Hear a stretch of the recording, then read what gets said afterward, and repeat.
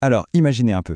Un livre si dangereux qu'il a été interdit, et même caché pendant des siècles. Et attention, on ne parle pas d'un manuel politique, non, non, mais d'un texte spirituel. Aujourd'hui, on va décortiquer le Tanisho, une œuvre de la philosophie japonaise jugée si radicale qu'elle menaçait carrément l'ordre établi. Oui, son contenu était considéré comme explosif, pas parce qu'il contenait des dogmes religieux rigides, mais au contraire, c'était une philosophie existentielle qui s'attaquait au fondement même de la morale, de l'effort personnel.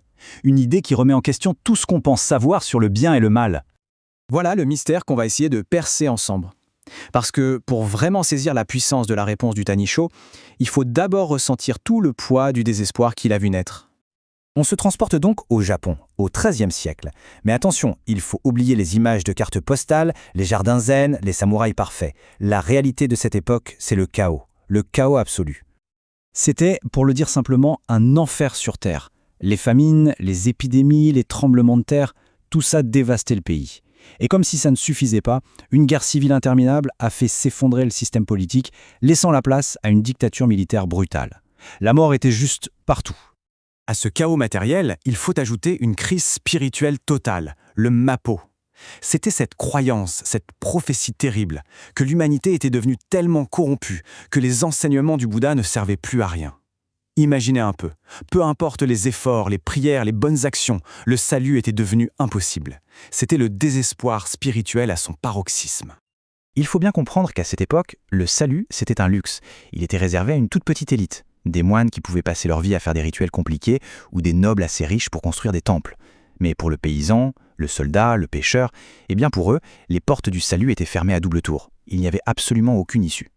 Et c'est justement dans ce gouffre de désespoir que le Tanisho va proposer une solution.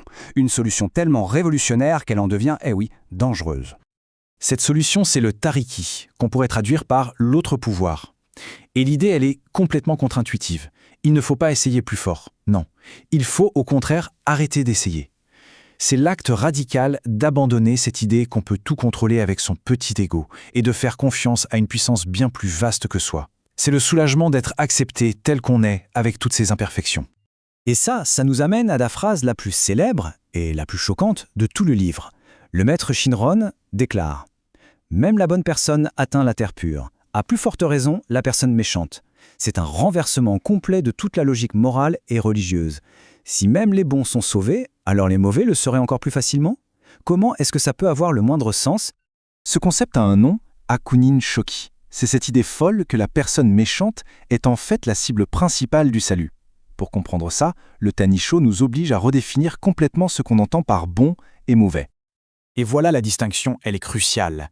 La bonne personne, d'après le livre, ce n'est pas quelqu'un de moralement supérieur. Non, c'est la personne arrogante, celle qui est convaincue de pouvoir se sauver toute seule par ses propres efforts. À l'inverse, la personne méchante, ce n'est pas un criminel. C'est simplement quelqu'un qui a l'humilité, l'honnêteté de reconnaître sa propre faiblesse et qui admet « je ne peux pas y arriver seul ». Et c'est justement cette prise de conscience qui ouvre la porte au salut. Ces idées, qui peuvent paraître un peu abstraites, deviennent incroyablement concrètes à travers les dialogues, des dialogues assez dramatiques entre le maître, Shinran, et son disciple, Yuen, qui est aussi l'auteur du livre.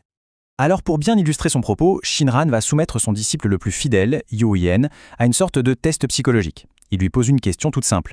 « Me fais-tu confiance ?» Et Yuen, bien sûr, sans une once d'hésitation, il répond oui à son maître qu'il vénère. La réponse de Shinran est d'une brutalité inouïe. Il lui ordonne « Alors, va et tue 1000 personnes. Si tu le fais, tu seras sauvé. » Ce n'est pas une métaphore, c'est un commandement direct qui lie l'acte le plus monstrueux qu'on puisse imaginer à la promesse du salut éternel.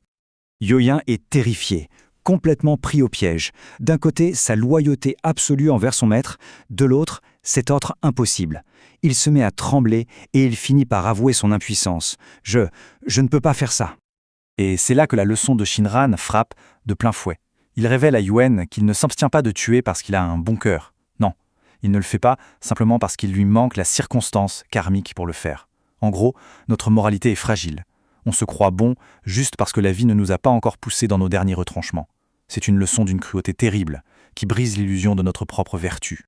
On pourrait se dire que ce texte du XIIIe siècle est bien lointain, mais en fait son message résonne de manière assez étrange avec nos angoisses bien modernes. Notre époque est obsédée par la responsabilité individuelle. Si on échoue, c'est notre faute. Si on n'est pas heureux, c'est qu'on n'a pas assez travaillé sur soi.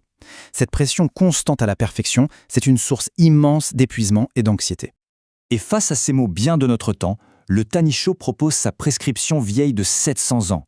En invitant à lâcher prise, il offre un antidote radical au perfectionnisme, au burn-out, au syndrome de l'imposteur. Le message libérateur du livre, au fond, c'est ça. La vraie vie ne commence pas quand on devient parfait. Elle commence quand on ose enfin admettre sa faiblesse. La véritable liberté n'est pas dans une quête sans fin d'amélioration de soi, mais dans l'acceptation de notre propre imperfection. C'est la question que ce livre si dangereux nous pose depuis plus de 700 ans. Une question qui nous pousse à reconsidérer ce que ça veut dire vraiment, la force, le salut, et puis le simple fait d'être humain.